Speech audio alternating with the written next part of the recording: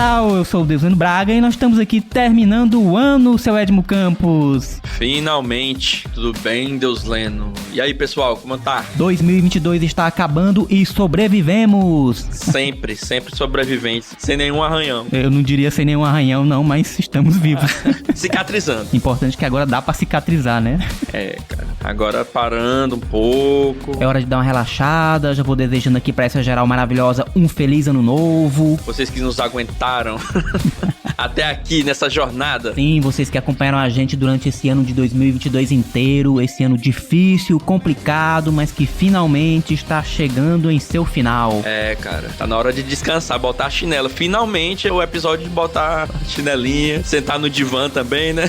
Não, o divã foi o ano todo, esse não falhou de jeito nenhum. É verdade, cara. Cada episódio aqui pra mim foi uma verdadeira terapia. O cara realmente foi muito terapêutico, acessou muitas memórias, inclusive, é uma coisa que nós vamos ver nesse programa aqui também. Um programa que mexeu um pouco com muitas lembranças durante esses últimos anos, inclusive. É verdade, cara. Foi muito bom. Na verdade, eu sempre soube que o podcast serviria pra mim como uma espécie de terapia, né? A gente queria ter feito antes, né, esse podcast, Arquibancada, mas infelizmente não deu. Questões profissionais, questões pessoais e questões de pandemia também. Ajustes, encontros. Exatamente, de ajustes, de agenda. Mas eu sempre soube que seria algo positivo aqui, né, Deus? Pelo menos pra mim foi algo extremamente positivo. Ter essa rotina de gravações, de conhecer pessoas novas, pessoas super interessantes, super massa, né? E aprender, né? Sim. E também de melhorar um pouco mais a minha dicção.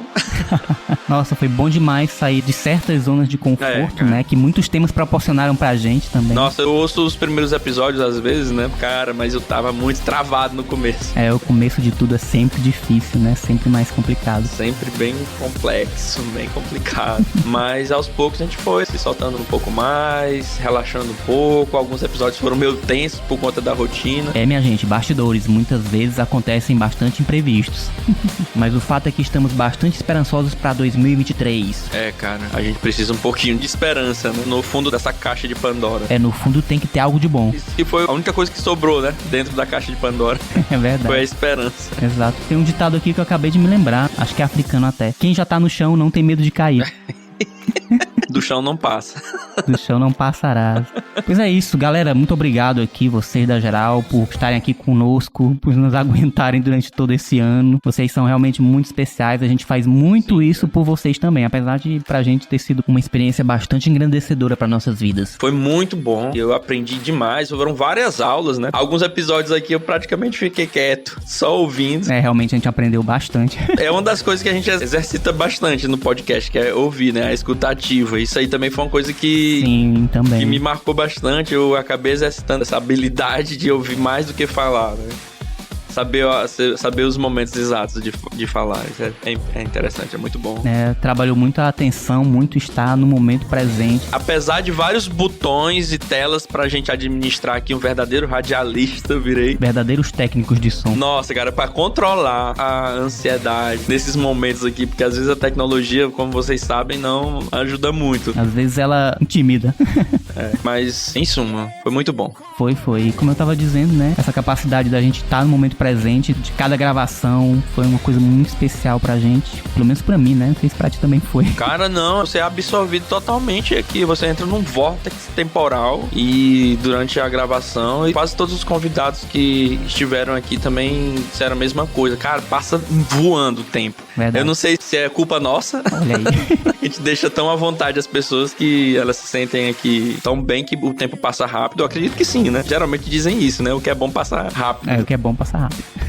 E isso tem a ver muito com o episódio de hoje, né, seu Edmo Campos? Essas sensações, esses sentimentos, essa história de estar no momento presente. Dá uma pausa também, né? Mudar a chavinha de várias coisas na nossa vida. Isso tem tudo a ver com o episódio de hoje, que é sobre o que, seu Edmo Campos? Cara, hoje é sobre saúde mental, né? Mas o foco é burnout. O mal da época, né? Ou burnout. Burnout. Arquitetura em burnout. Por que a gente está tão esgotado? Vamos abordar isso de um modo geral, né? Porque isso serve para muitas atividades humanas. humanas, para todas as profissões, inclusive. Essa sensação de esgotamento, de não conseguir continuar fazendo, de não conseguir ver propósito e valor naquilo que você está produzindo no momento e de até não conseguir produzir como você gostaria e como você deveria. Tanto serve para estudantes de arquitetura e de outras áreas também, de outras faculdades, como também para profissionais de uma maneira geral. É verdade, cara. Chega no final do ano, todo mundo aí esgotado, o gás tá baixo.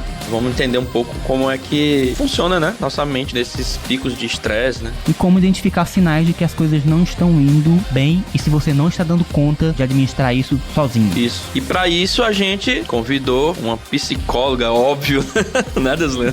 Tinha que ser. Chamamos aqui a Beatriz Dias, e que vai ajudar a gente nessa jornada para entender um pouco sobre o burnout e outras questões sobre saúde mental. Pois muito bem, então vamos aos recadinhos de sempre. Acompanhe a gente no Spotify, no Deezer, no Apple Podcast, Google Podcast, Amazon Music, no YouTube também e na nossa página no Podbean. É isso, e avaliem a gente com 5 estrelas. 5 estrelas pra gente ganhar mais relevância nesse mundo do podcast. É isso, chegando a mais ouvidos. A mais ouvidos, a mais mentes e a mais corações. Uau! Eu não lembro quem disse, mas os ouvidos são o caminho do coração. Realmente estamos muito poéticos hoje, hein? Final de ano, né? A gente tá em ritmo de férias. Desacelerando tudo. Pra cuidar um pouco mais da mente. Desacelerando a mente, desacelerando o corpo, ouvindo mais o coração e a alma. E é isso. Partiu o episódio. Feliz ano novo, geral. Até o ano que vem. E muitas felicidades, muitas bênçãos em 2023. Tamo junto, galera. Pra todos, um abraço. Partiu! Partiu!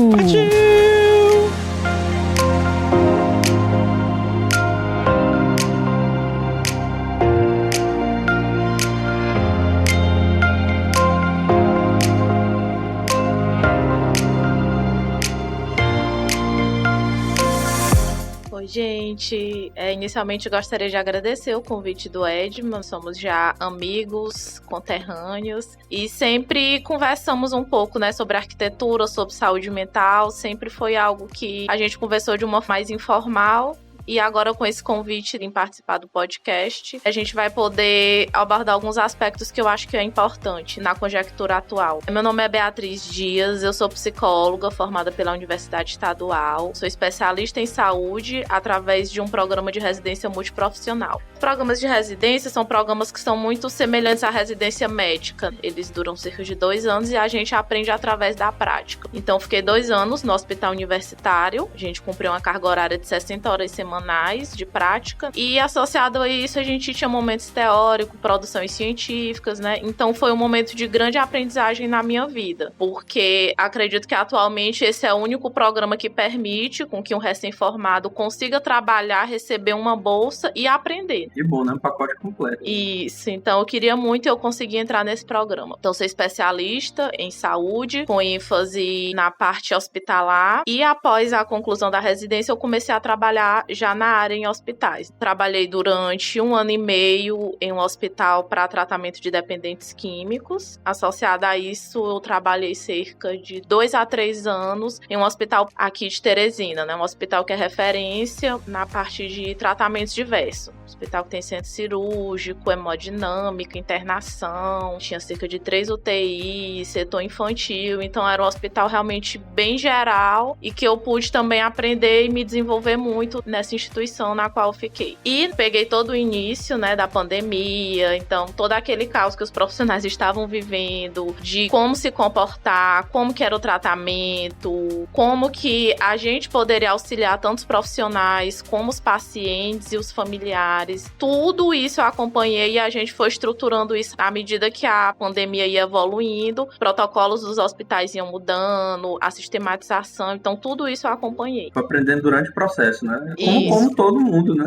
Como todos os outros profissionais também, enfermagem, medicina. Isso, só que assim, uma aprendizagem um pouco diferente porque ninguém estava preparado para toda essa mudança que a pandemia trouxe. Então, por mais que existiu anteriormente uma preparação teórica, prática na área da saúde, em lidar com óbitos, em lidar com processos de cirurgias complexas, processos de adoecimentos complexos, como o câncer, a Covid ela trouxe características bem peculiares profissionais e que a gente realmente só teve como aprender ali no momento. As outras práticas de outras doenças, de outras enfermidades, a gente tinha literatura, tinha profissionais para você referenciar. E a pandemia não, foi construído realmente do zero. E foi durante todo esse período que eu acredito que foi o momento em que eu mais me desenvolvi profissionalmente. Porque ali você... Muito intenso, né? Muito intenso. Nessa época, eu parei um tempo com os meus atendimentos clínicos, que eu fazia também, eu sou psicóloga clínica, e foquei só mesmo na área do hospital e fiquei vivendo aquilo durante mais ou menos aí mais de um ano. E acompanhando e melhorando todos esses processos na parte da psicologia. E foi uma evolução muito boa de perceber, porque a gente observava através dos feedbacks, né, dos familiares, dos próprios profissionais. Então foi um momento que também os profissionais da área da saúde, eles se uniram muito, né? Então a gente tinha muito contato mesmo com os médicos, enfermeiros, fisioterapeutas, técnicos de enfermagem. Era toda uma equipe realmente unida em prol de vencer essa luta. Então cada vida ali importava e a gente lutava enquanto equipe para que aquele paciente conseguisse, claro, sair com vida e se recuperar. Nem sempre era possível, mas mesmo nesses casos com os desfechos que não eram tão esperados, que tinham o desfecho de óbito, a gente recebia um feedback muito positivo da família, de realmente eles identificarem que aquela equipe estava lá, que foi parceira, que fez de tudo, mas que realmente foi algo além, né, que não estava mais no nosso controle e que teve esse desfecho. E ainda tem a questão da própria saúde mental da equipe, né, também, né, do próprio profissional, né, você precisa estar bem para poder exercer bem a sua função, né, e isso aí teve uma sobrecarga geral, né, em relação a todos os profissionais, né, imagino que foi um período,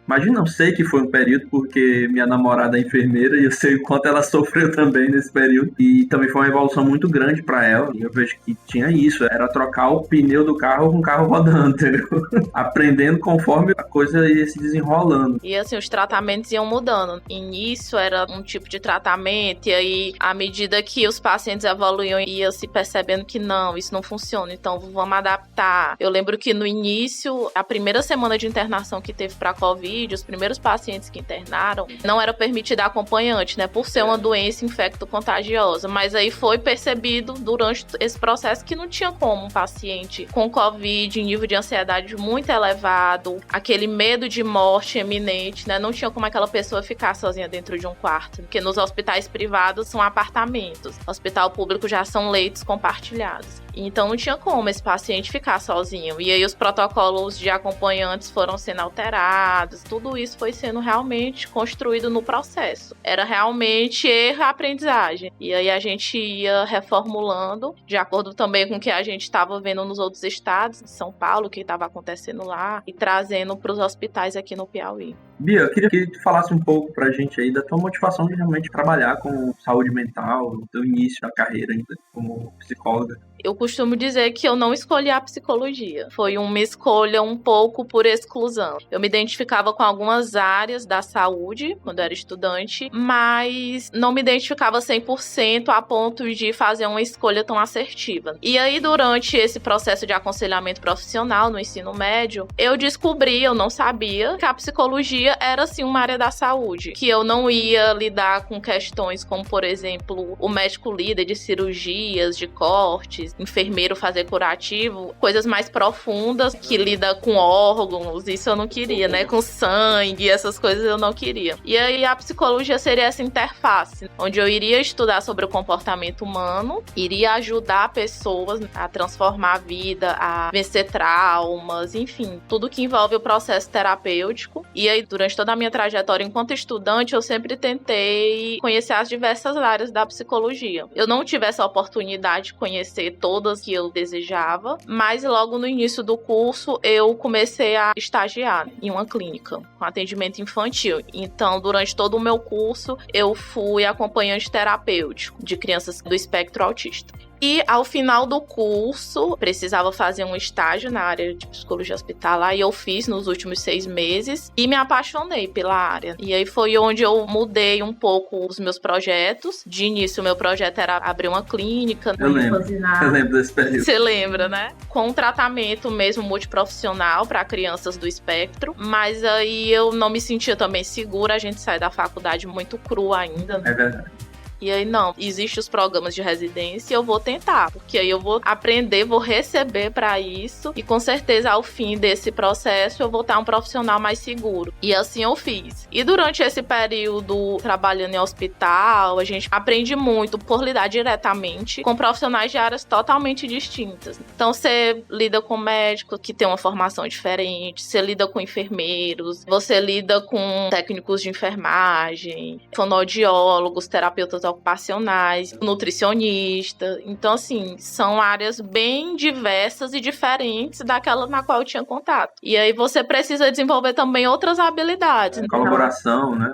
Isso. E eu sou da primeira turma do programa de residência do HU. Então, assim, pela primeira vez, estava tendo um residente em psicologia naquele contexto. Então, era alguém estranho. De início, a gente sempre encontra aquela resistência, que é um grupo que já está formado, são profissionais que já têm a prática. Então, não deixa de ser um agente estranho. E aí, a gente precisa muito trabalhar esse lado de adentrar no espaço do outro, entender também que muitas práticas que são feitas, que muitas vezes eu não concordava, fazia parte de um histórico e que isso é um paradigma que vai sendo quebrado aos poucos, que não existe dentro de um hospital. Claro que o que a gente imagina enquanto psicólogo hospitalar é aquele ambiente assim perfeito, onde tudo acontece na mais perfeita sintonia, mas não é assim. Existem também muitas intercorrências ao longo do dia, são profissionais que têm uma carga horária de trabalho muito intensa, eles trazem muitos problemas para um ambiente de trabalho. Sim, isso traz uma sobrecarga, né? São pessoas muito sobrecarregadas. Então, a gente precisa ter um pouco de cuidado ao adentrar nesse tipo de ambiente e entender que é um processo. E que só o fato de existir um psicólogo ali já é o início de tudo, mas que também é uma responsabilidade muito grande pro profissional que tá adentrando, né? Porque vai caber a ele justamente fazer essa mudança de paradigmas, integrar essa equipe, fazer com que a equipe o reconheça como essencial. Certo, então você atendia os pacientes do hospital universitário, mas tinha alguém que cuidava dos profissionais do hospital? Só para explicar um pouco. O trabalho do psicólogo hospitalar, a ênfase sempre vai ser o paciente e a família, que a gente entende que são aquelas pessoas que estão mais fragilizadas, que necessitam de um suporte maior. Porém, o suporte aos profissionais também está dentro das nossas atribuições, então é dado esse suporte, quando identificado a necessidade. Ah, ok. Porque ele tá ali também pode estar sofrendo ali, né? Como aconteceria se por acaso um enfermeiro se ferisse ou um médico se ferisse no local, os outros iriam atender. Né? Acredito que seja assim mais ou menos. Né? E que foi isso que aconteceu no período da pandemia. Que até antes da pandemia, o psicólogo ele não tinha esse trabalho tão intenso de suporte com a equipe. Era um suporte diferente, vamos dizer assim. Eram grupos, eram dinâmicas, era um suporte um pouco diferente. E com a pandemia, como teve todo esse contexto, eram mães que saíam de casa para trabalhar, então elas não sabiam se ao voltar para casa elas iriam estar contaminadas e contaminar seus filhos. Então passou de um suporte de equipe para um suporte mais individualizado, né? Isso. E lá nesse hospital, na época em que a pandemia iniciou aqui no Brasil, a gente começou a fazer esse trabalho individual mesmo, com alguns profissionais que realmente estavam com muita dificuldade. Então tinham também profissionais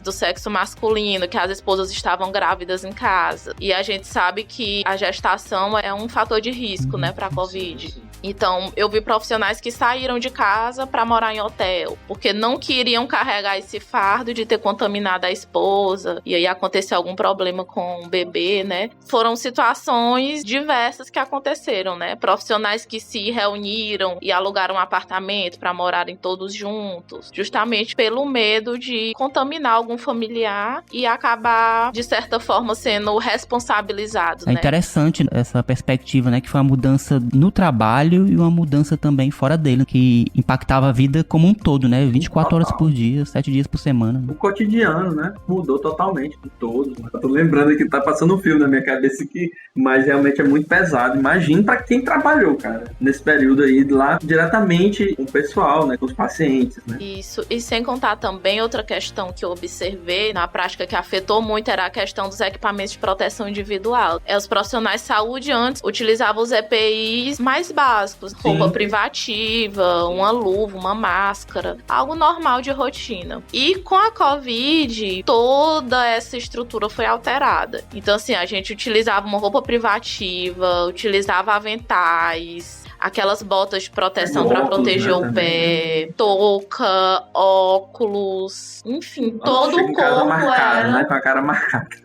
E se você imagina você trabalhar um plantão de 12 horas com pacientes altamente instáveis, né, com uma doença nova, na qual ainda não se sabia muito o que fazer, associado a isso, todo esse equipamento. Então, assim, era um ambiente muito estressor. E alguns profissionais realmente chegaram a desenvolver algum tipo de transtorno. Alguns que já tinham uma predisposição anterior, que já faziam algum tipo de tratamento, naquele momento acabou desencadeando. Bia, a gente tá querendo falar aqui contigo também o tema principal, que é o burnout. Eu não sei como é que se pronuncia, é burnout, né, que chama? Isso, ou burnout. O burnout, né? Isso. É francês, né? Também, né? É? Enfim, queria que tu pudesse ajudar a gente a definir o que é burnout e por que ele acontece nessa questão aí da sobrecarga, como aconteceu durante a pandemia. Se você viu muitos desses casos no seu dia a dia, e queria que você me falasse um pouco sobre esse tema, sobre burnout. A síndrome de burnout ou burnout, a principal característica dela está relacionada ao staff, né? Então, acho que a primeira vez que ela foi descrita como staff burnout, ali pela década de 70. E foi identificada inicialmente justamente em profissionais da área da saúde. Então, ela é caracterizada principalmente pela desesperança, sentimentos de desvalia em relação ao trabalho, associado também ao estresse. Então, o profissional ele vai ficando cada vez mais desmotivado em exercer aquela sua função. Claro que, como foi um estudo que começou na área da saúde, atualmente a literatura ela sempre relaciona o burnout a áreas de profissionais da saúde, principalmente aqueles que atuam em hospital. Porém, é mais recente, né? A gente já consegue ver estudos de burnouts em outras áreas. Profissionais que lidam muito com tela, justamente pela questão da estimulação. Só aqui tem 3 telas aqui ligadas. Isso, profissionais que lidam com áreas de tecnologia, processos criativos, porque existe uma relação muito direta entre o resultado do trabalho e a criatividade. Então, vou dar aqui como exemplo vocês que são arquitetos. A arquitetura, ela trabalha, antes de mais nada, com projetos que envolvem criatividade, envolvem um pensamento mais... de conceito, de concepção. Isso, de concepção, de criação. Então, um profissional da arquitetura apresentando esses sintomas relacionados à síndrome de burnout, é um profissional que dificilmente ele irá fazer uma produção dentro do esperado. Ele dificilmente irá entregar o produto conforme o cliente pediu ou conforme o cliente estaria esperando. Porque vai justamente interferir no processo criativo dele. Se ele tá estafado, se ele tá cansado, se ele se sente desmotivado, se ele não consegue ver um sentido mais para aquele trabalho dele, como que ele vai executar? Como que ele vai lidar com essa atividade? Nossa, como é que faz? Não faz, né? Você paralisa. E aí é onde a gente começa a perceber a existência dela no indivíduo através realmente de como isso vai afetar a vida dele. Começa a ter atrasos. Vocês que são arquitetos, acredito que são os sinais, né? Isso. E que são os sinais visíveis no qual pessoas que convivem com esse indivíduo vão começar a perceber, não, tá tendo alguma coisa errada. Porque até então, às vezes, nem o próprio sujeito consegue entender, né? Às vezes ele tá tão submerso dentro daqueles sentimentos, dentro realmente desse cansaço físico e mental, que ele não consegue identificar o porquê. E Bia, a própria pessoa que tá sofrendo esse processo, ele tem como identificar nele mesmo algum sinal de que essa síndrome está se instalando, de que tá acontecendo algo de muito ruim com ele nesse momento e que é burnout? Porque o que acontece? Eu acredito que seria o que a gente deveria fazer era ter esse alerta, né? Seria interessante se a gente tivesse esse alerta de que algo está indo para um caminho errado, né? O indivíduo, ele consegue sim perceber, mas nem sempre ele vai relacionar a, por exemplo, um transtorno, né? Que requer um tratamento diferenciado, um tratamento com psicólogo, com psiquiatra. Às vezes, isso é percebido através de falas, eu tô me sentindo cansado, mas é normal, deve ser por conta só da rotina de trabalho, eu tô me sentindo... É algo que vai crescendo aos poucos, né? Isso. Quando você percebe, já foi, né? E aí, geralmente, quando o próprio indivíduo tem essa tomada de consciência, é porque para trás já aconteceram muitas outras situações. Então, são pessoas que começam a chegar atrasadas no horário de trabalho, começam a apresentar doenças e entram com atestado no ambiente de trabalho. Às vezes, até mesmo doenças psicossomáticas. E existem já estudos que relacionam, né? Pessoas que desenvolvem outros tipos de doenças, até mesmo doenças autoimunes, como, por exemplo, lúpus, desencadeado por um tipo de estafe relacionado ao trabalho. Eu lembro muito que há um tempo atrás se falava muito de estresse, né? Hoje em dia, burnout, qual seria essa relação entre crise de estresse, crise de burnout? Seria a mesma coisa, não, né? O estresse, ele é considerado algo normal, inerente à vida. Ah, sim, certo. Isso, então é normal, em determinados dias, devido a determinadas situações, o indivíduo ele se sentir mais estressado. O estresse é tipo um alerta, né? Que te chama a atenção pra algo que tá acontecendo pra você se adaptar. Isso, assim como a ansiedade, né? São reações que envolvem o nosso fisiológico também, mas que elas são importantes para impulsionar o indivíduo. É uma característica que foi pré-selecionada durante o nosso desenvolvimento, né, enquanto Homo sapiens. Por quê? Porque na época lá precisavam ter esse alerta para poder fugir, né? Para poder se proteger. Né? Isso, então foi um mecanismo de sobrevivência que foi selecionado e que foi mantido, né, no nosso organismo, justamente porque ele dá esse start, ele dá esse alerta e faz com que o indivíduo esteja em movimento. Porém, quando existe esse nível tão elevado, a ansiedade ela paralisa. Então, aquela pessoa que ela é ansiosa, entre aspas, para estar sempre fazendo alguma coisa, para estar sempre produzindo, vamos dizer que essa é uma ansiedade que é adaptada e que ela usa em prol, que ela usa em favor. Mas muitas vezes essa ansiedade pode chegar em um nível tão elevado que vai paralisar, que vai interferir em outras áreas da vida. A diferença, essa linha entre, não gosto de usar esse termo normalidade, mas vamos usar para ficar mais fácil. Então, essa linha entre a normalidade e a instalação de alguns tipos de transtornos, ela é muito tênue. Então, é sempre preciso ter essa atenção, esse autoconhecimento, né, do sujeito tá percebendo um pouco essa rotina. Por que eu tô me sentindo mais cansado? Por que eu tô mais estressada no meu ambiente de trabalho? Por que eu não tô conseguindo desenvolver as relações interpessoais? Por que tá tendo tanto conflito da minha pessoa com outros colegas de trabalho? Que é assim que o burnout ele vai se instalando. O estresse é algo que você tem vários níveis ali. O burnout seria já a consequência. Seria o prolongamento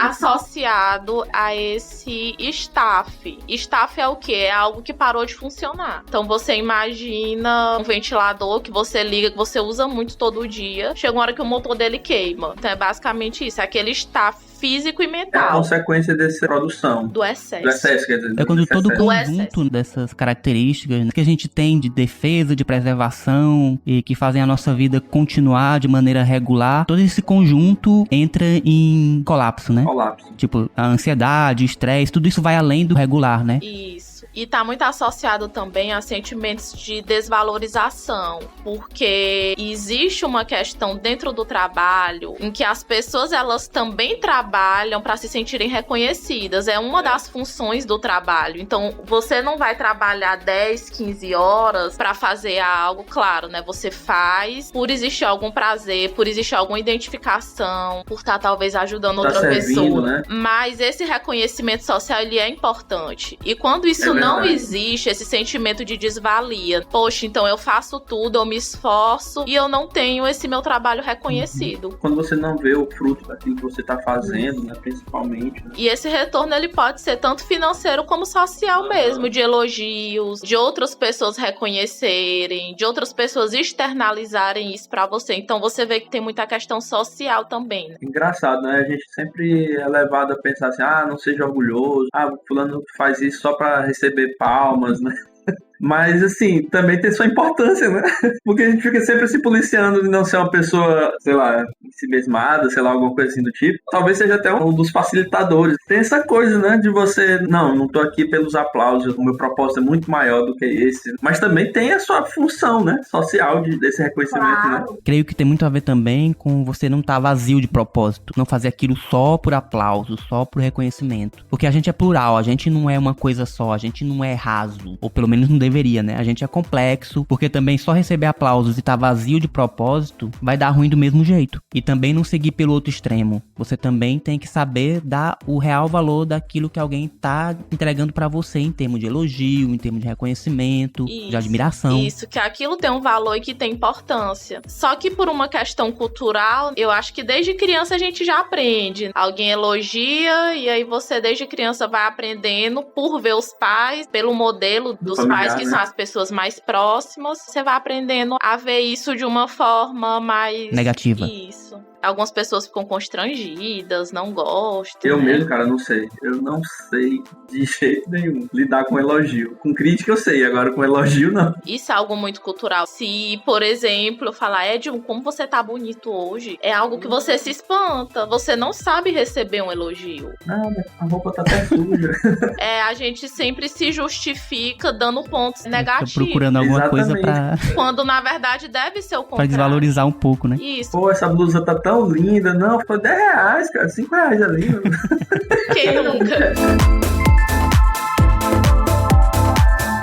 Tem uma coisa muito da nossa profissão, né, Deusano, que a gente fica muito no operacional, sabe? Sim, sim. Hoje não, eu já me vejo num papel mais gerencial do que operacional, ou seja, mão na massa, desenvolvimento do projeto no computador. Então, eu vejo que as equipes elas estão muito imersas naquele universo do projeto em si, da questão física do projeto, né? Por exemplo, uma parede, uma porta, alguma coisa assim do tipo. E esquecem que, no final das contas, aquele ambiente vai ser utilizado por uma pessoa, uma família, ou um hospital que vai ser utilizado da forma adequada, da melhor forma possível para que os pacientes se sintam bem naquele local. E esse é o grande desafio do arquiteto, você não pensar apenas no físico, na edificação em si, e sim no resultado desses processos construtivos que a gente está concebendo e tudo. E eu vejo que isso é realmente muito motivador quando a gente vê de fato o que é que a gente está vendendo. Inclusive, eu coloquei até um dia desse uma caixinha de perguntas no meu Instagram, o que é que o arquiteto vende? A gente vê diversas opiniões e a maior parte delas é projeto. Não é projeto, cara.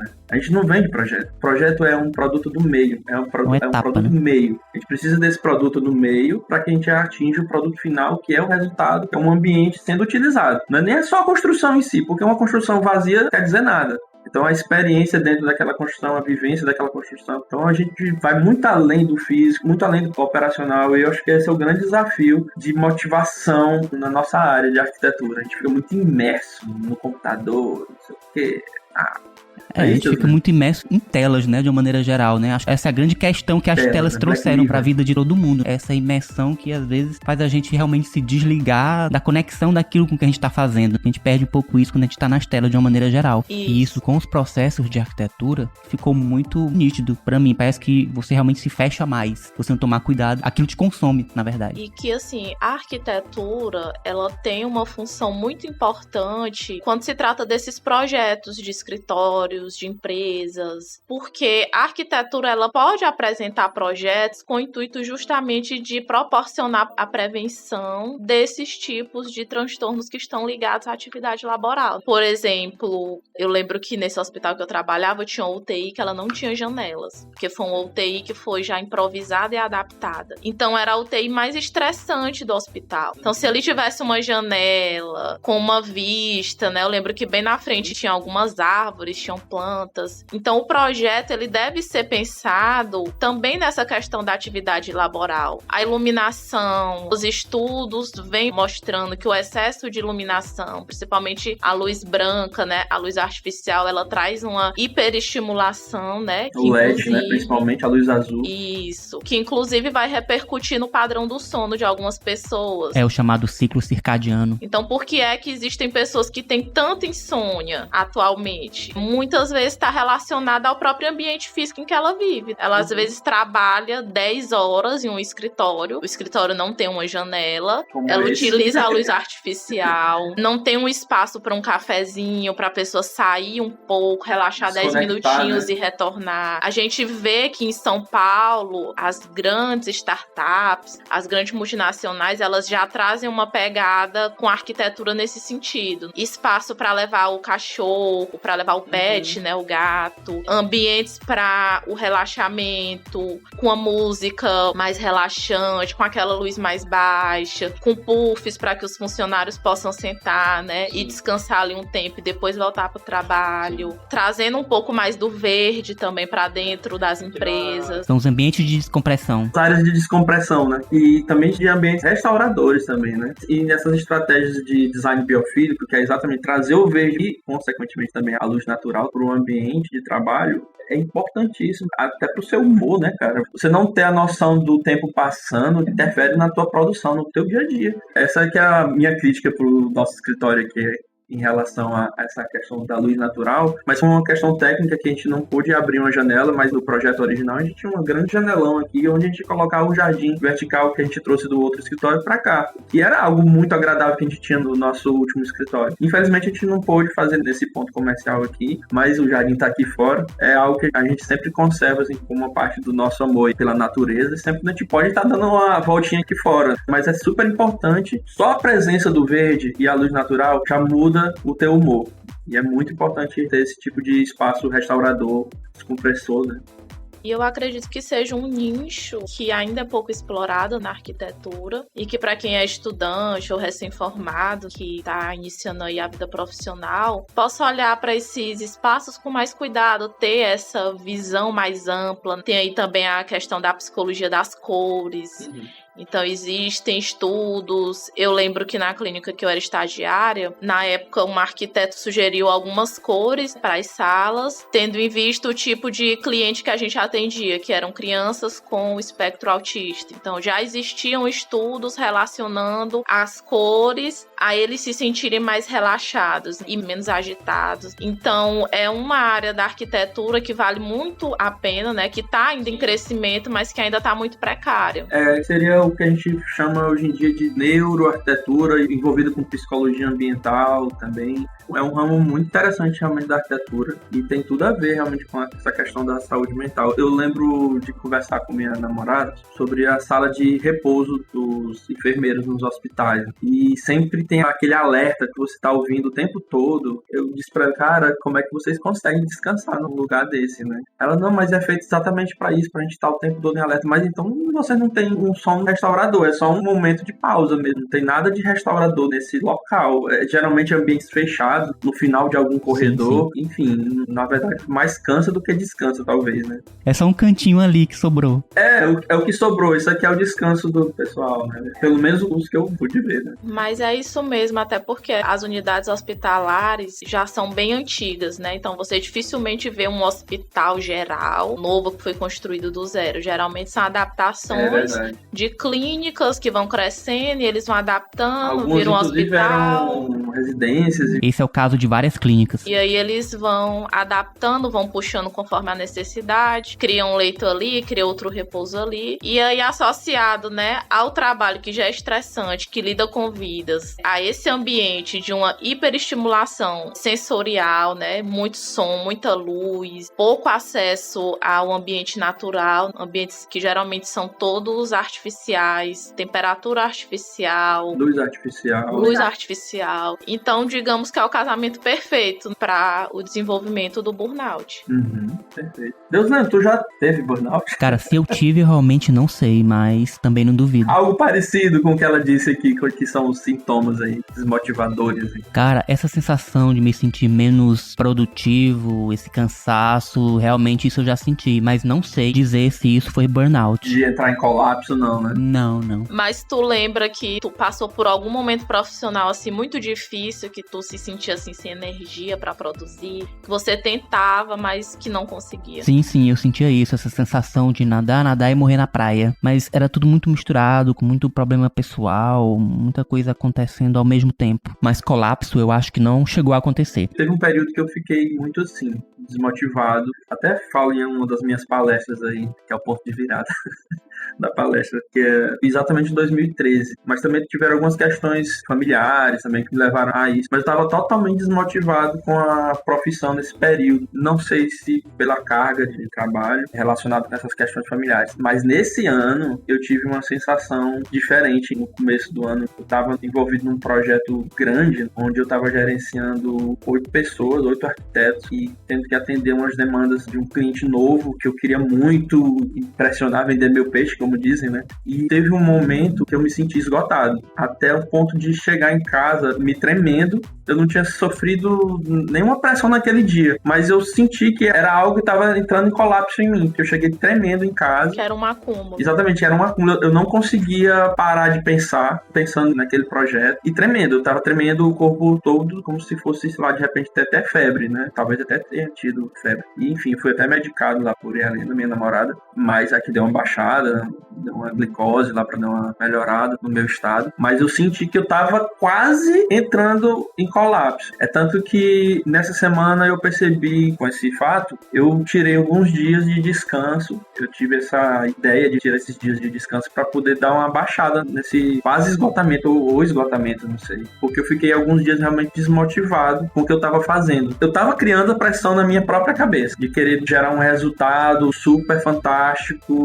e nem tava sendo cobrado tanto assim pelo cliente. Mas aí você conseguiu ter essa autoconsciência, né? Você conseguiu identificar que tinha algo de errado. E é aí onde tá também aquela linha tênue dos transtornos. É a cronicidade disso. Quanto tempo isso dura? Então, quando é algo realmente que já ultrapassa um período maior, de mais de um mês, 2 meses, né? Vai depender muito do transtorno. É que a gente pode realmente considerar e diagnosticar aquela pessoa. Porque às vezes pode acontecer como aconteceu com você. Um episódio, você conseguiu fazer essa reflexão, você identificou que dentro daquela tua rotina, a forma como você vinha trabalhando não estava tão adequada assim, e aí você criou uma estratégia para relaxar, para descansar, se reorganizar e replanejar a tua rotina dali para frente. Foi muito sábio da tua parte, porque a gente vê que algumas pessoas não têm essa parada, não têm essa tomada de consciência e aí continuam. E aí chegam realmente a casos bem mais graves. E Bia, depois de uma condição dessa, como o Edmo teve, ou a minha também, de excesso de cansaço, sem saber muito bem de onde vinha, depois que a gente consegue, de certa forma, resolver, isso fica como alerta para episódios futuros, para você ficar mais atento, ou é algo que passa e você pode seguir como se não tivesse nada acontecido? Geralmente, quando a pessoa não busca um suporte profissional, mas como no caso que Edmo citou, ele teve essa consciência, ele identificou o motivo dele ter ficado naquele estado. Então, sim, o nosso cérebro ele é muito inteligente, ele aprende tudo. Ele aprende situações nas quais a gente não tem aquela consciência 100%, como também nesse caso que ele citou, ele fez essa reflexão, ele entendeu, e isso vai servir para as próximas experiências que ele tiver daqui para frente. Que bom, né? Tomara que tenha. Mas eu percebi também que eu tava muito ansioso nas reuniões que eu tinha, né, com o cliente. Quando tinha dias que eu precisava me reunir com o cliente, eu ficava muito nervoso, eu ficava muito apreensivo. Engraçado que geralmente eu sou até autoconfiante, mas por conta dessa minha cobrança de tentar mostrar um resultado além do que o cliente estava esperando, eu estava me forçando e ultrapassando meus limites. E eu comecei a observar isso. Eu falei também para as pessoas que eu estava também gerenciando, que eu também precisava de uma pausa para reorganizar a forma que a gente estava lidando com esse processo, porque nunca tinha gerenciado uma equipe com 8 arquitetos ao mesmo tempo, né? Cada um fazendo uma coisa diferente. Eu tinha uma cobrança semanal, então eu comecei a espaçar mais essas avaliações em um mês, por exemplo. E aí comecei realmente, de fato, a baixar um pouco a temperatura do burnout. Mas isso aí é bem difícil. Então, provavelmente, não sei se tu já fez terapia, mas acredito que você tem acesso também a muitas leituras, tem acesso a muita informação. Então, a gente vê no teu exemplo um caso que não é tão comum. Você conseguiu perceber e já criou as próprias estratégias. Geralmente, não é isso que acontece com as pessoas. Inclusive, você falando, eu lembrei que eu passei por uma situação e eu não cheguei a perceber aquilo que estava acontecendo. Eu cheguei a trabalhar em 2 hospitais no mesmo período. Nossa Senhora. Mas na área da saúde é normal, né? Isso, aí era isso que eu ia falar. Você também precisa identificar qual é o teu perfil. Porque para alguns profissionais isso é super normal. Isso faz parte, eles lidam muito bem com isso. E aí eu lembro que na época eu tive que ajustar meus horários para ficar nos 3 empregos. E eu entrava 6 horas em um, aí saía meio-dia. E de lá já ia para poder entrar 1 hora no outro e sair 7 horas da noite. E aí depois de 7, eu tinha alguns pacientes, né, particular, que eu atendia no turno da noite. E eu lembro que tinha um turno da manhã que eu não trabalhava nesse outro hospital. E aí eu preenchia também com atendimentos. E associado a isso, ainda tinha alguns plantões de domingo. E eu comecei a ficar muito irritada. Eu não fiquei deprimida. Eu também fiquei bastante irritada.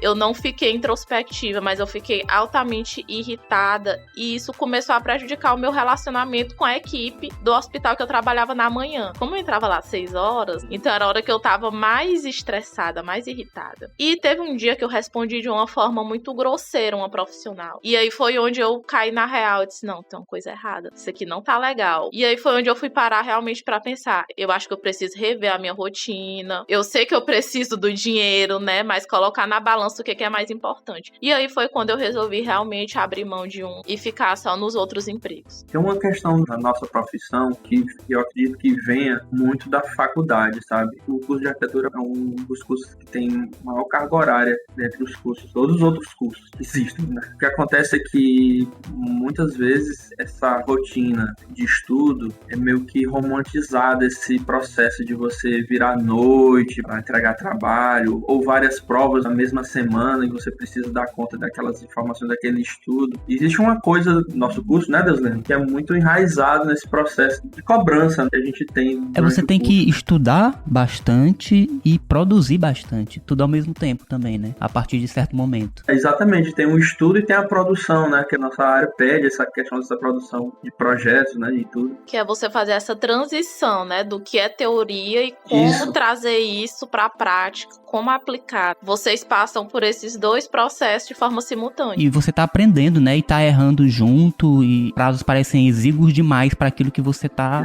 aprendendo a fazer e fazendo ao mesmo tempo. O arquiteto precisa ser um especialista em generalidades.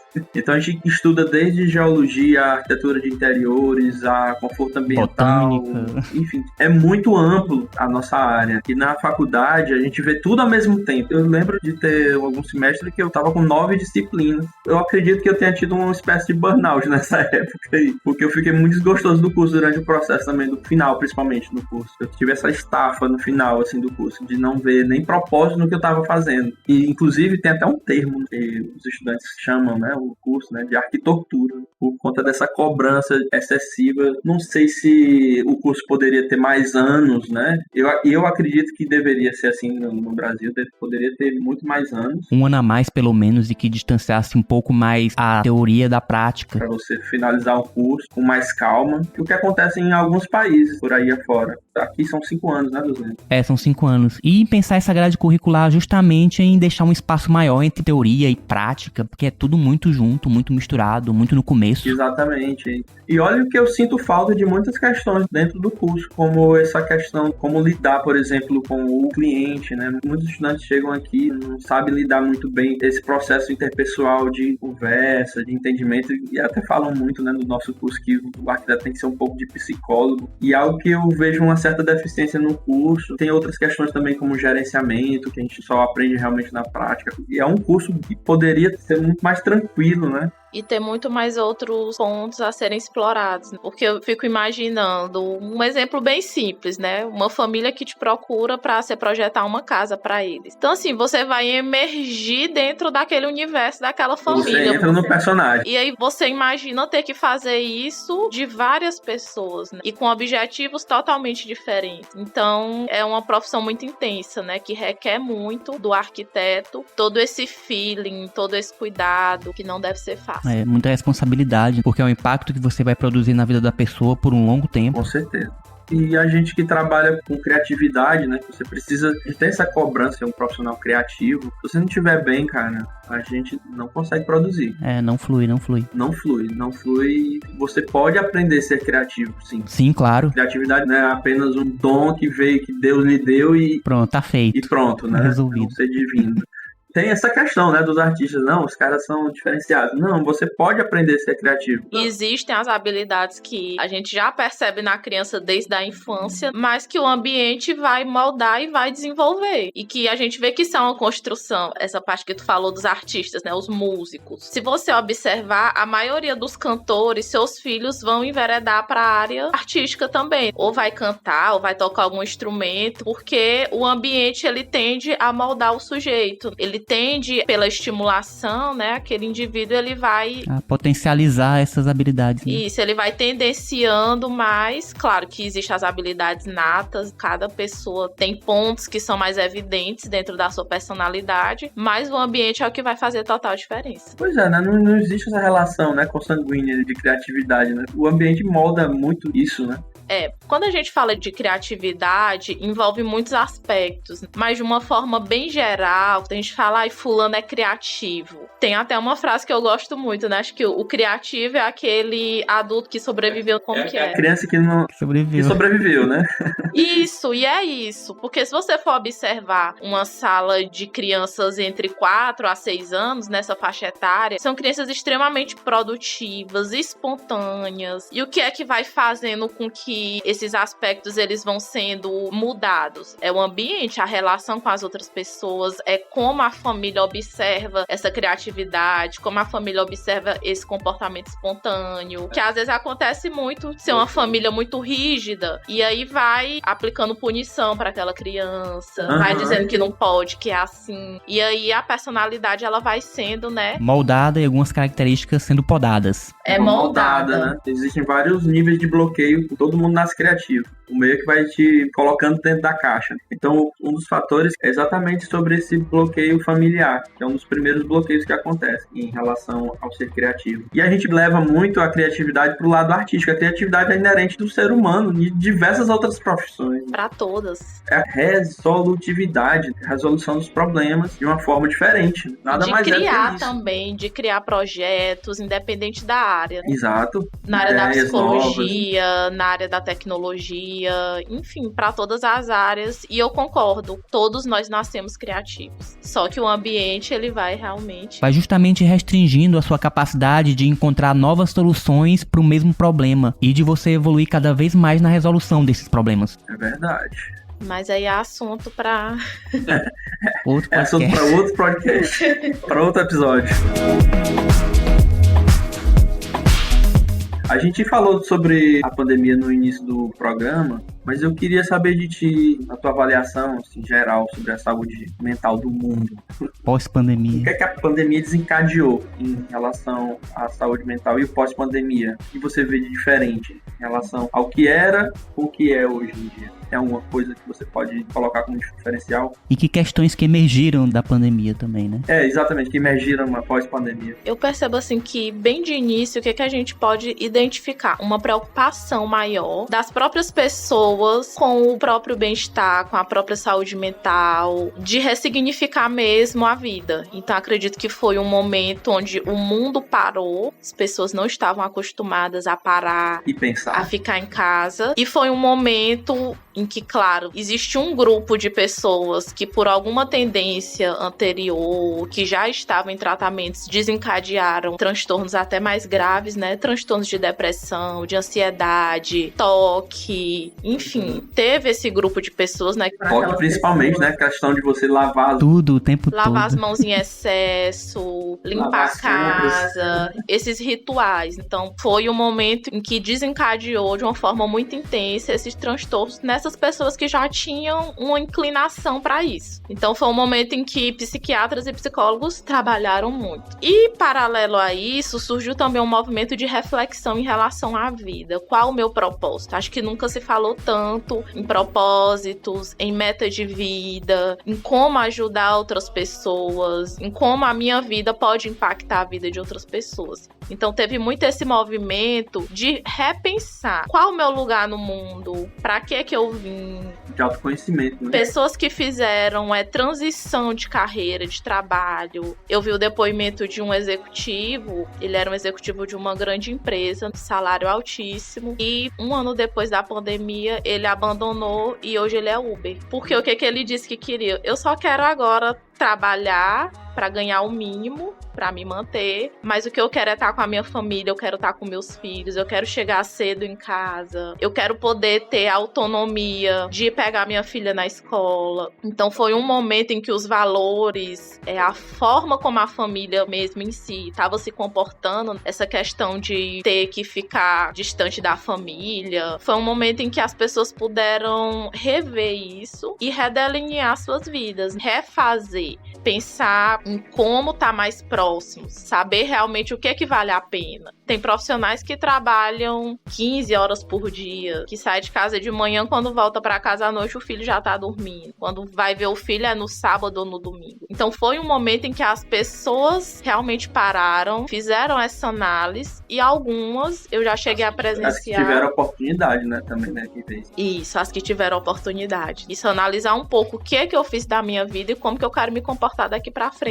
Quais são as minhas prioridades. E atualmente a gente percebe, já é um fenômeno que as pesquisas já apontam, que as empresas elas estão com uma rotatividade muito alta de trabalho. Então essa geração de 23 até 35, 40 anos, elas não estão mais priorizando o trabalho como meta de vida. A prioridade é um trabalho que possa me proporcionar condições, claro, para eu trabalhar, mas que possa me dar um ambiente mais flexível. E aí, quando esse ambiente, que a pessoa identifica que esse ambiente não vai proporcionar isso, eles simplesmente pedem demissão, realmente, e buscam a empresa que possa estar oferecendo isso. Então esse é um momento também que as empresas precisam rever suas políticas, precisam rever suas formas de trabalho, porque também na pandemia nós tivemos o boom do home office. Então algumas pessoas elas não quiseram retornar para o ambiente de trabalho. Boa parte delas não quiseram. As pesquisas realmente falam exatamente disso. E eu vi recentemente um podcast que fala sobre essa onda, dessa nova geração mais autoconsciente em relação aos propósitos dela, a alguns valores que gerações anteriores não conseguem enxergar. Tem uma flexibilidade maior em relação ao trabalho, que está sendo confundido em alguns casos com preguiça. Essa geração é preguiçosa. Mas eu acredito que não, né? Tem coisas bem positivas em relação a isso. E a flexibilidade a gente precisa tentar manter, principalmente nesse período pós-pandemia, né? Eu acho uma boa não ser tão rígido como anteriormente. Sim, mesmo porque as gerações mais novas, elas estão muito ligadas no conjunto de toda a vida. E não só na vida delas pessoalmente, na vida da comunidade, na vida de todo mundo, na vida inclusive do planeta inteiro. Tudo que elas fazem, tudo que elas consomem, elas pensam no impacto que isso vai gerar também no todo. E isso é basicamente uma mudança de paradigma. Às vezes, essa escolha ela é vista de uma forma negativa, né? Afinal, a gente vive uma sociedade capitalista e nós aprendemos desde a infância que você precisa trabalhar muito. Se você quiser vencer na vida, você tem que estudar, você tem que trabalhar. Essa é a premissa, claro. Porém, esses jovens, eles começam a levar em consideração também outros aspectos. Não só a questão do retorno financeiro, mas também eles procuram associar o trabalho ao estilo de vida com o qual cada um se identifica. Então, esse processo de autoconhecimento também é importante, que é algo que a gente não consegue ver com tanta frequência ainda durante a escolha profissional. Então, a escolha profissional é feita totalmente no escuro. Vou fazer vestibular para direito, vou fazer vestibular para medicina. Então é um modelo antigo, né? Isso, esse modelo antigo, mas que ainda é o que prevalece. Eu escolho o meu curso porque eu vejo que uma grande maioria tem sucesso naquela área. Só que antes de fazer essa escolha, eu não faço uma análise do meu perfil, eu não faço uma análise do que aquela profissão, que são características básicas. Toda profissão exige habilidades básicas. Será se eu tenho essas habilidades? Vou dar aqui um exemplo, uma pessoa que escolhe fazer o curso de medicina. A gente sabe que essa pessoa vai ter que passar por estágios noturnos, vai precisar ficar algumas noites acordadas, por mais que ela não escolha, ao final do curso, enveredar por essa área, mas ela vai precisar passar antes por um processo. E aí eu vou estar disposto a me expor a esse tipo de situação? Eu quero passar por isso? Então acho que é uma análise que a gente precisa começar a fazer. Identificar como é que acontece cada profissão, quais são as características básicas para aquela profissão e saber se eu vou me identificar, que é algo que eu sempre brincava contigo, né? Eu nunca seria arquiteta. Eu amo, acho lindo, mas o meu processo de criação relacionado ao que o arquiteto faz é totalmente limitado. Então, por mais que eu goste, que eu me identifique, é um curso que não teria como eu fazer. E assim, a gente precisa se conhecer para fazer escolhas mais assertivas. E até mesmo reduzir a chance desses tipos de transtorno no futuro. Porque tá muito relacionado, né? Quando você não se identifica com a sua profissão, você não se identifica com a sua atividade, a tendência de você desenvolver esses sentimentos de desvalia, de desvalorização, de não merecimento é muito maior do que se você escolher uma profissão na qual você se identifica, na qual você ama e passar horas fazendo aquilo. Claro que é cansativo, mas geram sentimentos totalmente diferentes. Aquela recompensa social, né, é mais garantida quando você se reconhece mais naquela profissão, né? Eu acredito também que as gerações mais jovens, eles buscam também, na hora de se dedicar a alguma profissão, que impactos aquela profissão vai trazer no dia a dia delas, no estilo de vida que elas querem para elas. Isso. Acho que isso também é uma questão muito premente, algo que realmente é valorizado, essa questão na hora deles escolherem se dedicar a uma profissão ou outra, né? Que é algo que aqui pro Piauí a gente não vê tanto, mas se você já foi em São Paulo, Rio, ali mais pro sul, a gente já vê as pessoas com essa certa consciência. Recente eu tava até lendo, acho que era alguma matéria, não lembro se era artigo, falando sobre isso, né? Que o jovem hoje, ele identifica o que é que ele quer. Eu quero ter o meu horário de ir pra academia, quero ter os meus horários de refeição, eu quero me alimentar de determinada forma. Então, de acordo com o estilo de vida dele, é que ele vai escolher o tipo de trabalho. E isso é algo que a gente precisa muito falar sobre isso. E sensibilizar as pessoas do quanto isso é importante, para não gerar um sentimento de frustração muito grande lá na frente. Assim, Bia, o que é que a gente pode fazer, então, para evitar esse esgotamento, o burnout, né? Algumas dicas aí, sugestões.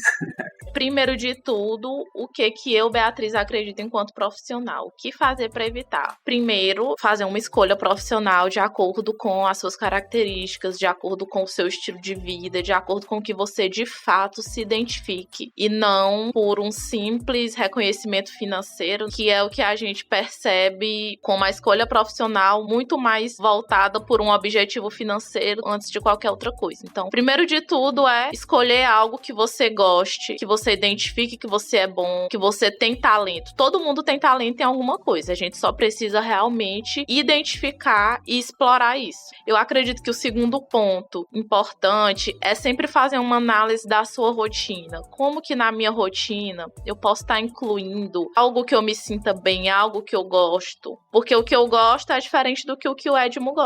Atividades que me deixam relaxadas não vai ser a mesma que vai te deixar relaxada. E como que eu posso fazer uma análise disso para inserir na minha rotina esses momentos? Vou dar um exemplo. Eu adoro tomar café. Então, todo dia, no turnozinho ali da tarde, 4 horas da tarde, eu saio da sala que eu trabalho, vou para um ambiente externo para sair daquele ambiente artificial. Eu tomo meu cappuccino com meu biscoitinho. Fico ali 10, 15 minutos. E eu volto já revigorada. Já volto outra pessoa. Tem pessoas que ficam muito tempo sentada ou ficam muito tempo frente tela. Então, o que ela pode fazer? Levantar um pouco, fazer um alongamento. Tem empresas que têm momentos de ginástica laboral. A gente tá também com onda muito grande de mindfulness. Então, esse exercício da atenção centrada, ele traz muito benefícios, ele traz esse momento de relaxamento, aquela sensação mesmo de você estar pleno em nada, que é isso. No momento presente, né? Mindfulness, que foi construído sobre a filosofia da meditação zen budista. Você se desligar de todo e qualquer estímulo e realmente estar pleno ali só no seu interior, na sua consciência. O esporte, a atividade física, ela é muito importante. Mas também, dependendo da pessoa, ela nem sempre vai trazer benefício. Porque nem todo mundo se sente satisfeito ou se sente bem em determinado tipo de atividade. Então, você escolhe uma na qual você mais se sinta bem e confortável, né? Verdade. Então, tem corrida, tem beach tênis, que tá aí, caminhada, musculação, pilates, yoga, natação, enfim, existem vários tipos de atividade, né? Bicicleta. Então, é importante inserir a atividade na rotina, né? Até porque é uma forma de regular hormônios. Tem que ser algo que não vire um peso pra pessoa, né? Mais um trabalho, né? Isso, algo que realmente gere aquela sensação de bem-estar ao final. E outro ponto que eu acredito que seja importante é ter um tempo voltado mais pro autoconhecimento mesmo. Eu não gosto de dizer que todo mundo precisa de terapia, mas a grande maioria das pessoas, em algum momento da vida, eu acredito que elas vão precisar de um acompanhamento profissional mais próximo, até mesmo para poder ver situações de uma forma mais nítida que você não consegue ver estando ali sozinho ou com a ajuda de familiar, porque acaba sendo uma visão muito tendenciosa, né? Então você precisa realmente de um profissional para fazer com que você olhe aquele problema de um outro ângulo, né? Uma visão mais distanciada para que você consiga resolver e solucionar aquele problema no qual você vai estar passando. Então acho que o processo psicoterápico ele é extremamente importante, porque ele vai fazer com que você tenha reflexões mais profundas, sem interferência de pessoas próximas e que vão te gerar algum tipo de tendenciosidade. Então acho que o processo terapêutico para algumas pessoas que estão passando por alguma situação ou de esgotamento, ou de sentimentos mais depressivos, ou de sintomas de ansiedade, ele vai ajudar muito. E às vezes até mesmo o suporte medicamentoso. E um ponto também que eu percebo que é muito importante, que até eu tenho feito recente, é a questão das telas, principalmente do celular.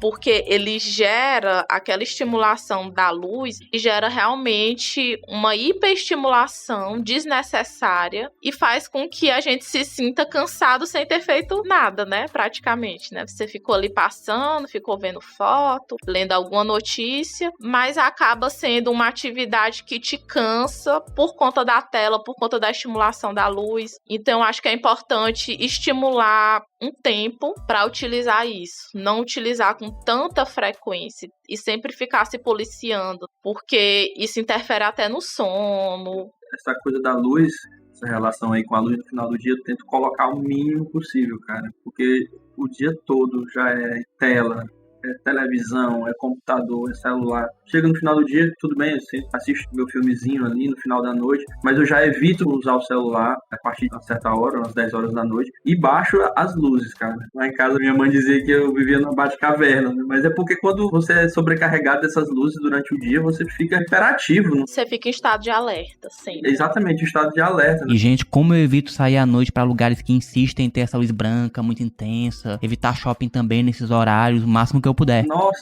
E aí, tem tido um resultado? Sim, faz toda a diferença. Quando você volta pra casa, você tá muito mais tranquilo, muito mais descansado. E agora o Deus Lendo voltou a fazer musculação, né, Deus Lendo? Sim, voltei, tava precisando de atividade física também. Senti essa necessidade agora e estamos aí procurando qualidade de vida, né, também. Cara, atividade física pra mim é de imediato. Quando eu paro de fazer, a primeira coisa que começa a acontecer no meu corpo começa a doer as costas. Circulação, não sei, é uma coisa assim, postura. E depois o sono. Eu já vejo diretamente a relação com o sono, que eu acho que, inclusive, é uma das coisas que a gente precisa chamar a atenção. E o sono de qualidade, cara, é primordial. Sim, o sono de qualidade. O padrão do sono da população alterou muito. E claro que vai impactar a privação. Existem 3 privações que o organismo humano não consegue tolerar muito tempo, que é a privação de sono e de alimento. Então você imagina uma pessoa privada de sono, tendo que trabalhar ou tendo que fazer qualquer outro tipo de atividade e o estresse que isso vai gerar no corpo a longo prazo e surgimento aí de doenças, enfim. Então, o sono é algo que na atualidade requer muito a nossa atenção, porque é um fator essencial para o bem-estar humano. É fundamental. E outro ponto que eu acho também que é muito importante, que devido às tecnologias a gente foi deixando um pouco de lado, que é o contato social, o convívio social. A gente percebe um fenômeno muito de introspecção das pessoas, de ficarem mais sozinhas, de evitarem saídas mesmo mais simples, de encontrar amigos, de conversar, ou então quando isso acontece, cada um tá no celular. Então assim, nós somos seres humanos programados para viver em sociedade. Somos seres sociáveis. E somos seres sociáveis, e essa é uma das primícias do ser humano. Isso precisa ser cada vez mais estimulado. Esse contato social, esse convívio, ele é extremamente terapêutico. É algo que as pessoas precisam retomar, né? Esses hábitos de almoço com amigos, almoço em família, um passeio mesmo, mais simples, contato com a natureza, já que nós moramos em capital, onde a maior parte, né, das obras é concreto. Então, o contato com a natureza, ele é estimulante, ele é revigorante, ele traz uma sensação de paz, de leveza para a pessoa. E você também tem a questão da qualidade do ar e tudo, que todo o benefício que o verde traz também pro dia a dia. Sim, cara, dos barulhos da natureza, né? Qualidade. Dos sons da natureza, relaxam bastante. Os sons dos pássaros. Cara, adoro lá na frente da minha casa, tem uma praça. Ali onde tu mora é ótimo. Nossa, fica ele toma um café às vezes ali na varanda e fica ouvindo no espaço. É ótimo. E assim, mesmo quem mora em apartamento, na pandemia a gente observou muito esse movimento, né? Desse verde pra dentro dos ambientes, mesmo que pequenos. Sim, urban jungles. Foi um momento em que essas lojas que vendem plantas, vendem flores, foi o boom delas. Porque as pessoas começaram a querer levar o verde pra dentro de casa justamente pelos benefícios. E pela questão também de se sentir bem ao cuidar de uma plantinha, né? Você tá ali aguando, você tá ali rotina, tirando né? as folhinhas que não são mais tão boas, você tá ali cuidando de algo. Acompanhando o desenvolvimento. E sua cabeça não tá focada mais nos problemas, né? Você tá focada ali naquela atividade que parece ser uma atividade simples e boba, mas que traz um benefício muito grande. As pessoas precisam ter um hobby, mínimo que seja, mas eu recomendo demais. O meu, eu preciso retomar, que é pintar. Eu tô meio relapso nesse sentido, mas eu vou voltar. O ser humano necessita de mais coisas, né? Pra alimentar o próprio espírito. Pois, Bia, conta então agora como a gente te encontra aí nas redes sociais, se você está trabalhando em algum projeto, tem algum plano, enfim. Aqui o microfone está aberto para você passar seu recado aí para nosso público. Como eu falei, né, eu sou psicóloga hospitalar, porém eu estou em processo de transição de carreira. Então, atualmente eu não trabalho mais em hospital. Eu estou há cerca de 1 ano trabalhando em uma área na qual eu nunca trabalhei. Olha só. Estou trabalhando aí com organizações, com empresas, na área de gestão, liderança, recursos humanos. Então eu passei por essa transição justamente após um momento de reflexão, né, pós-pandemia. Todo mundo teve seu momento, né, de reflexão. Isso, e imersão dentro de um hospital, né, então eu cheguei a essa conclusão de que talvez eu devesse desenvolver outras áreas que eu achava até então que eu não teria capacidade. E venho conseguindo, né, aos poucos superar aí as barreiras de fazer coisas que nunca fiz antes. E tem sido bastante satisfatório e um pouco assustador também, né? Tem que ter um pouquinho de medo, né? Tem um pouquinho de adrenalina. Um pouquinho de estresse. Isso. Então, atualmente eu tô trabalhando num grupo e lá eu tenho desenvolvido trabalhos nessa área. No momento, o Instagram que eu uso mesmo é o meu pessoal, Beatriz Sandias, mas podem seguir. Em breve vem muita coisa aí nova. Tá muito recente ainda tudo, acho que não tem nem 1 ano. Mas é isso. Que bom, vamos trazer você depois para falar desses projetos sendo desenvolvidos aí, né? Como ficou essa transição de carreira? Vamos sim, tem muita coisa pro próximo ano. Então vamos aguardar essas novidades. Vamos sim. Pois, Bia, foi um prazer ter você aqui. Espero que você venha aqui mais vezes para conversar sobre essa nova área que você está adentrando. E um abraço. Eu que agradeço o convite, foi muito bom estar aqui com vocês. Agradecer também ao Deus Lino por me convidar para participar desse momento. Edmo, que é uma pessoa que eu já conheço há muito tempo. Tenho muita admiração pelo trabalho, né? Igualmente. Gosto muito. E é isso, gente. Eu estou disponível para o que precisarem. Muito obrigado. Bia, foi um prazer conhecê-la. Foi um prazer recebê-la aqui para esse papo que desde o começo a gente queria trazer para esse podcast.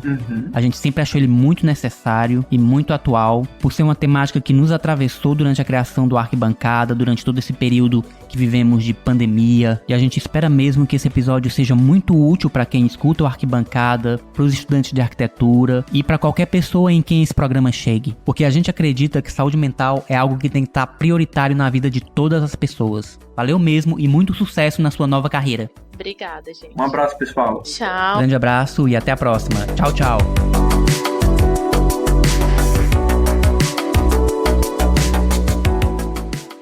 Hoje, 29 de dezembro de 2022, soubemos do falecimento de Edson Arantes do Nascimento, o rei do futebol, o rei dos 1000 gols, o atleta do século, o símbolo do futebol mundial, Estas palavras são algumas que estampam as primeiras páginas de vários jornais ao redor do mundo, que expressam um pouco da grandeza deste que foi o maior esportista do século XX. E essa é a nossa singela homenagem a esse que foi também o maior jogador de futebol de todos os tempos. E que agora o universo receba de volta toda essa potência. Nosso eterno Rei Pelé.